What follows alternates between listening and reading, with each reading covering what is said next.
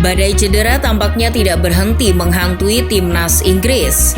Silih berganti pemainnya masuk ruang medis. Celakanya kini hajatan Piala Dunia sudah semakin dekat.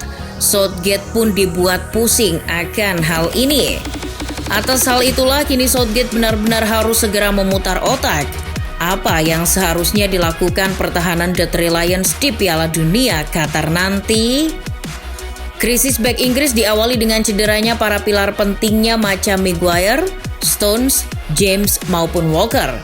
Yang paling parah sebenarnya adalah James dan Walker. Kedua bek serba bisa itu sudah banyak diprediksi akan melewatkan Piala Dunia karena mengidap cedera parah ketika membela klubnya masing-masing. Sementara Stones dan Lord Maguire terkena hamstring ringan ketika laga terakhir di Nation League melawan Jerman yang berakhir 3-3. Akan tetapi kabar baiknya, Stones dan Maguire dikatakan bisa sembuh tepat waktu sebelum Piala Dunia digelar. Dan benar saja, Stones bahkan sudah mulai berlatih bersama City jelang laga melawan Brighton di Liga Inggris. Sementara itu di MU terlihat sang kapten andalan Harry Maguire juga sudah melakukan latihan bersama tim jelang laga melawan Chelsea di Liga Inggris. Meskipun kedua pilar inti Southgate itu sudah sembuh, apakah mereka akan kembali ke peak performance-nya yang dulu? Masalahnya kedua pemain itu tak mendapat banyak menit bermain ketika berada di klubnya. Bagaimana mungkin hal itu bisa menjamin peak performance-nya akan kembali lagi setelah cedera? Stones kini hanya mengantri di skuad City setelah penampilan apik dari Manuel Akanji maupun Ake. Sedangkan Maguire ya tahu sendirilah kondisinya seperti apa. Bagi Southgate, kehilangan James dan Walker justru lebih menyebalkan. Kehilangan keduanya benar-benar merusak segalanya bagi Southgate. Kenapa bisa begitu? Karena baik James maupun Walker adalah kunci fleksibilitas formasi yang akan dipakai Southgate. Pasalnya James dan Walker adalah tipe pemain yang bisa bermain di dua posisi sekaligus, yakni right center back dan right wing back.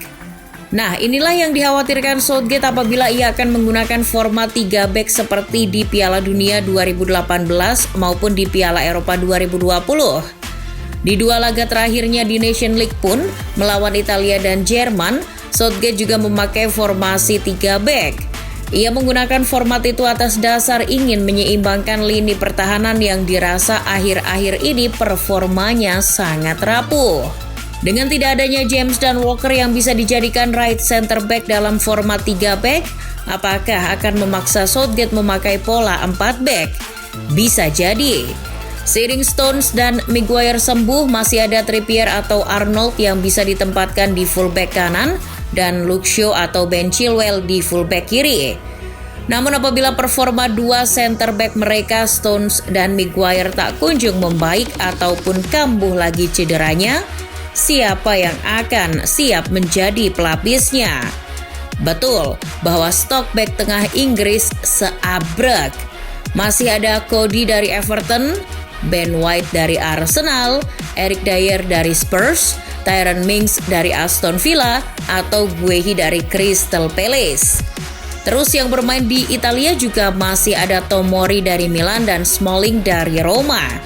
Namun apakah Southgate akan mempercayai para stok back tersebut? Sepertinya tidak, karena Southgate ini adalah tipe pelatih yang hanya percaya pada orang kepercayaannya saja. Karena ia sudah lama bersama Maguire, Stones maupun Trippier sejak Piala Dunia 2018 lalu, bagaimanapun ia terus akan memakainya. Namun di sisi lain, jika Southgate sadar dan bimbang untuk menggunakan 4 back, tidak ada salahnya juga sih ia kembali menggunakan 3 back. Asalkan semua stabil dan mampu menghasilkan hasil positif. Namun pertanyaannya, siapa yang akan mengisi satu posisi yang ditinggalkan James dan Walker sebagai right center back? Nama Ben White sebenarnya bisa menjadi solusi. Ia memang dipasang sebagai fullback kanan di Arsenal. Namun naluri bertahannya cukup untuk menjadikan ia sebagai right center back menemani Stones dan Maguire. Toh ia dulu di Brighton juga berposisi sebagai right center back di pola 3 back. Atau bisa juga menggunakan Luke Shaw sebagai left center back menemani Maguire dan Stones. Shaw juga pernah bisa menempati posisi itu ketika zaman Ole. Namun jika melihat medan sesungguhnya di Qatar nanti, harusnya Southgate mulai menyiapkan pola 4 back supaya aliran serangan lebih dinamis dan bervariasi. Pola 4 back ini sebenarnya cocok digunakan di fase grup B nanti, mengingat seluruh lawannya baik Wales, Amerika Serikat, maupun Iran notabene kualitas materinya jauh dibanding Inggris. Artinya, alangkah baiknya Southgate hanya memikirkan sebanyak mungkin gol yang bisa diciptakan ke gawang lawan-lawannya itu, daripada hanya memikirkan pertahanan dengan menggunakan pola 3 back. Pasalnya dengan 4 back, Inggris juga kerap terbukti berhasil. Misalnya pada perhelatan Piala Eropa lalu, Inggris bermain dengan skema 4 back. Mereka bahkan bisa tak terkalahkan melawan Kroasia, Skotlandia, dan Ceko. Inggris juga tak kebobolan dan terbukti bisa melenggang ke partai final, meski akhirnya dikandaskan Italia lewat adu penalti. Namun perlu diingat juga sebagai pembelajaran, ketika di laga-laga terakhirnya di Nation League, Inggris justru terjungkal menghadapi lawan yang dianggap lemah seperti Hungaria. Ketika itu Inggris kewalahan menggunakan pola 4 back. Hasilnya di luar dugaan, Inggris dibantai di rumah sendiri 0-4 tanpa balas. Inilah sebenarnya PR besar Southgate dalam menggunakan 4 back jelang Piala Dunia yang makin dekat. Sekarang semua tergantung Southgate untuk menentukan fleksibilitas formasinya.